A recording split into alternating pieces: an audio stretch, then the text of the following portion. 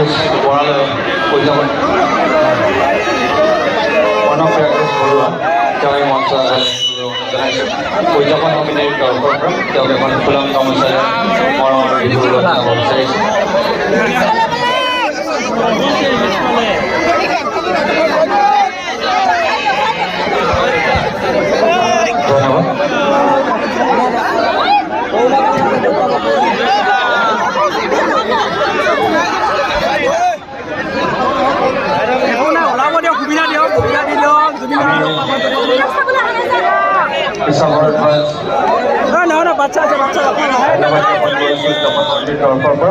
আৰু আমি খন্তেক সময়ৰ পিছতে আজি